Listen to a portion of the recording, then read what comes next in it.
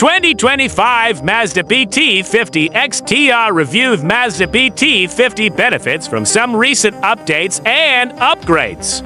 And the XTR's specification level brings a pragmatic balance of value and specification for ute buyers to consider. Now it's been improved with a new look and updated technology.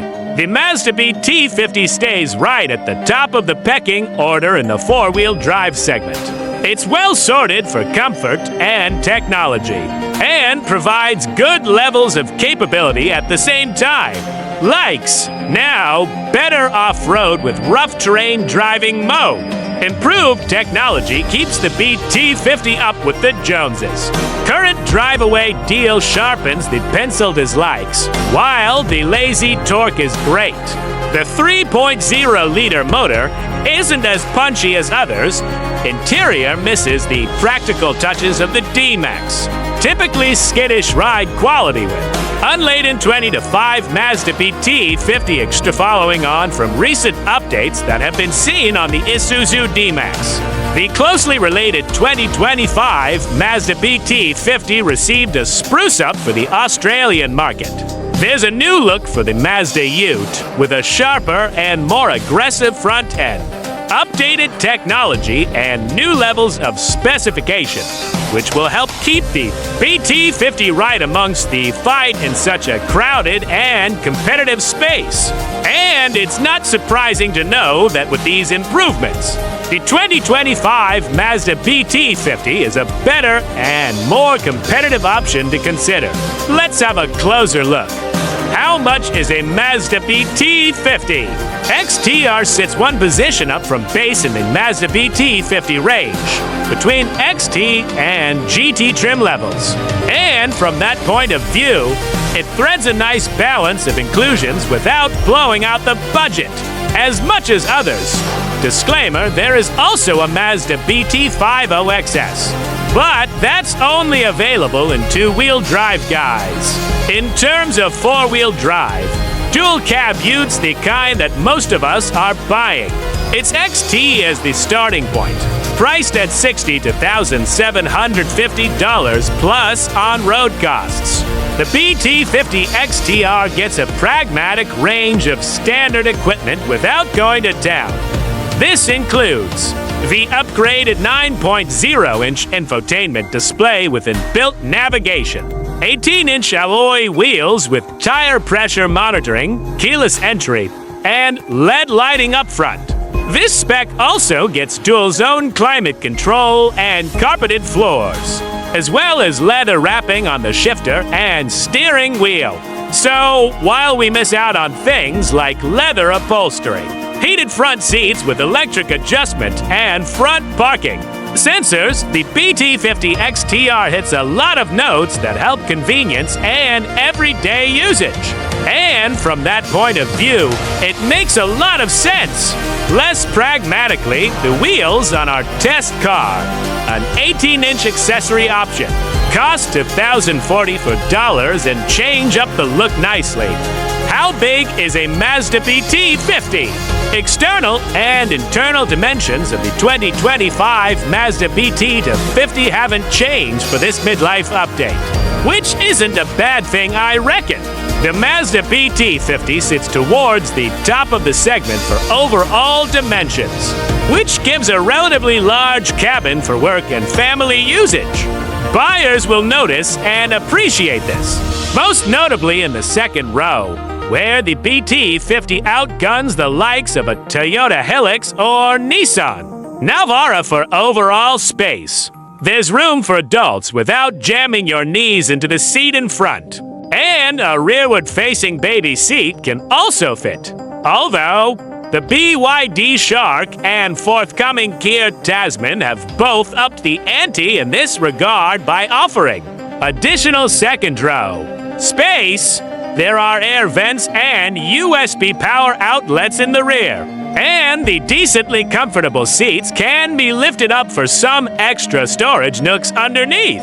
Up front, you've got the same layout overall as before, which works well. Climate controls are easily managed through the piano-style buttons and display. And you have an extra storage bin in front of the cup holders and average-sized central console. The extra glove box in front of the passenger is useful, although the twin under-the-skin Isuzu D-Max offers a little more practicality in this regard. The Isuzu has extra pop-out cup holders at each end of the dashboard, and another lidded storage point up on top. The Mazda doesn't get these. This 2025 Mazda BT-50 moves to oval-shaped USB-C power outlets as well, instead of the rectangular plugs you would get in previous years. A 12 volts plug carries over as well for other charging duties. The seats in this trim level of the T50 are cloth-wrapped and manually adjusting, so those wanting leather or fake leather, more accurately, and electric adjustment will need to spend up some more. But there's nothing wrong with a good cloth seat, and these ones feel nicely comfortable and with good levels of adjustment. This XTR spec of BT-50 gets a tub liner as standard fit, which means it can be put to work straight off the showroom floor without trashing the paint. In the back, you've got tie-down points, but no light, cover, or 12 volts outlet. Does the 2025 Mazda BT-50 have upgraded infotainment? There have been some changes to the BT-50 on this front, with a new infotainment system that brings some key upgrades into the game. Gone are the clunky volume buttons below the screen, and we now have a superior volume dial, along with a tuning dial with some non-physical buttons in between. The infotainment system, while carrying the same range of equipment, now has an improved operating system as well, which feels better and more intuitive to use. Apple CarPlay and Android Auto, both wired and wireless. Digital radio and native navigation are accounted for, although there is no remote connectivity or companion app available for the Mazda BT-50, which is something we are seeing more commonly across a range of competitor vehicles. The digital instrument cluster in front of the driver, which is updated and has the ability to cycle through useful information and readouts, is good and an improvement for 2025. Although, I couldn't for the life of me find a distance to empty figure on the fuel side of things. This is a useful tool for daily drives and road trips alike, but I couldn't see one in this vehicle. Is the Mazda BT-50 a safe car against testing conducted by ANCAP in 2022? The Mazda BT-50 earned a 5-star NCAP safety rating. The BT-50 scored 86% for adult occupant protection, 89% for child occupant protection, 67% for vulnerable road users, pedestrians, and 80% for its onboard active safety systems. However, it's worth noting that this rating isn't extended to the BT-50 XTR or Thunder variants, both of which are fitted with a bull bar. It's also worth noting that this crash test information was garnered from physical crash testing, done on the twin under-the-skin Isuzu D-Max on which the BT-50 is based. What safety technology does the Mazda BT-50 have? While a majority of the top-line safety equipment carries over for the 2025 Mazda BT-50, there is updated hardware here, like better cameras, for example, to improve and broaden the operational performance of the safety equipment. Those cameras, mounted high in the windscreen of the BT-50, can now identify motorcyclists and can see a wider aperture of what's in front. Otherwise, the BT-50 is well stocked with safety equipment that mostly performs in an unobtrusive and effective manner. This is one vehicle that isn't as afflicted as others with overbearing and overreaching safety systems, and that's important.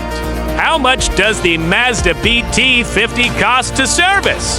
5 years of servicing for the Mazda BT-50 comes in at $2,547, which doesn't include the cost of a fuel filter $95 that may be required sometime within that period.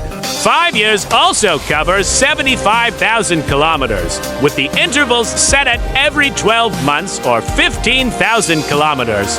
Otherwise, the service schedule appears to be quite comprehensive, and for comparison's sake, the mechanically similar Isuzu D-Max costs $1,245 over the same period, offering a saving of around $300. Another comparison to make would be the warranty offering, which is 5 years and unlimited kilometers of coverage. This isn't as plump as the Isuzu D-Max for time at 6 years, but the Isuzu is capped at 150,000 kilometers. A year's worth of comprehensive insurance is $1,981. $29 as a comparative quote for a 35-year-old male living in Chatswood, NSW. Insurance estimates may vary based on your location, driving history, and personal circumstances. Is the Mazda BT-50 fuel efficient? One benefit of picking up Isuzu's well-regarded 3.0-liter four-cylinder engine is the good level of efficiency on offer, along with having that juicy, fat band of torque to lean on. The BT-50 has a claimed 8.0 liters of diesel consumption for every 100 kilometers traveled. This is a decent figure, and one you can get relatively close to in the real world. We saw an average as low as 7.9L, 100 kilometers, which was after an extended highway run without any load on the back. But on a more mixed run, you'd see a figure of around 8.5 to 9.0L, 100 kilometers. What is the Mazda BT-50 like to drive? While some of the updates in 2025 are important in keeping the BT-50 feeling fresh, there's not a whole lot different in the driving experience. Not to say that's a bad thing, because the BT-50 and the D-Max, to the same extent, has always been a solid offering dot. It's not as good as what you get in the Ford Ranger, for example, but it doesn't sit too far behind. The engine, a 3.0-liter turbocharged four-cylinder diesel that is unchanged from the Isuzu source, isn't the last word. In refinement and decorum, a smoother V6 is better, and some of the newer four-cylinder offerings are more muted under load. But considering the elements of a timing chain instead of a quieter timing belt and double scissor gears on the camshafts, some buyers would happily take on the gruff nature of this engine in compensation for the light truck lineage and reputation for longevity. The 6-speed automatic gearbox is a steady and deliberate operator, making shifting decisions at the right time and not overreaching with its decisions. It's certainly helped by the easy torque delivery of the engine, which isn't a fan of big revs. In providing a cruisy, unflustered driving experience, its steering with electric assistance is light and direct, matching well to the rest of the driving experience. The ride quality is fairly typical for a modern-day ute. Not bad, but also a bit terse at times when you're unladen over rough surfaces. It's something that comes with the territory when you've got a 4-figure payload and good towing capacity. And it will settle down appreciably once you add some weight into the rear. You know, doing ute things with your ute. And if you're not ever going to do ute things with your ute, consider suspension modifications to suit your needs or buying another type of vehicle entirely. The BT-50 is a better bet off-road these days, thanks to a specialized off-road driving mode called Rough. Terrain Mode. This is something shared with the new Isuzu D-Max and MU-X, and helps considerably to control wheel spin off-road and when taking on technical challenges. It's especially beneficial because this mode works in concert with the locking rear differential in the BT-50 to provide good off-road traction. Otherwise, the off-road performance of the BT-50 is fairly typical for a ute of this segment. Under body clearance, especially in the sill areas. Underneath the doors is the first point of weakness, along with relatively tame highway tires in standard form. How much can a Mazda BT-50 tow? Underpinning a 3,500 kilograms brake towing capacity in the BT-50 are some other solid numbers. A 1,000 kilograms payload, 3,100 kilograms gross vehicle mass, and 6,000 kilograms gross combination mass. That last one makes it a problem to actually tow 3,500 kilograms in the real world. But that's a problem shared with almost every other ute out there.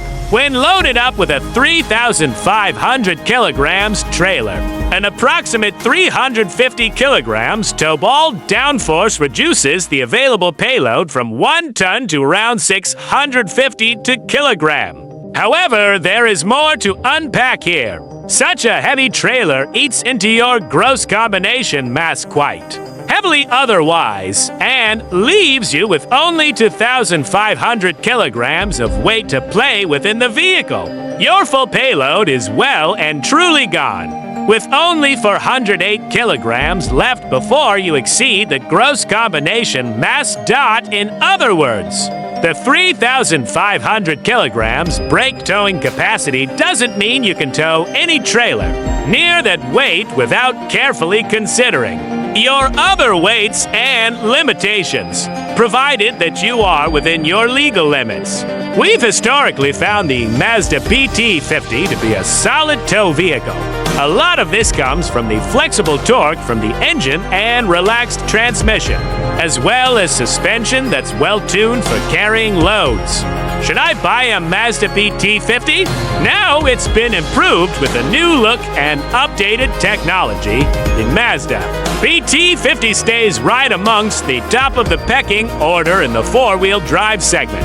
It's well sorted for comfort and technology, and provides good levels of utility and capability at the same time. The 3.0-liter diesel engine lags behind others in the segment for outputs and refinement, but real-world performance stacks up well, especially when put to the task. This part of the world is hugely competitive, and buyers should spend the time wading through and assessing all of their options. But keep the BT-50 right amongst the consideration set, and especially the XTR if you're looking for a balance of value and features.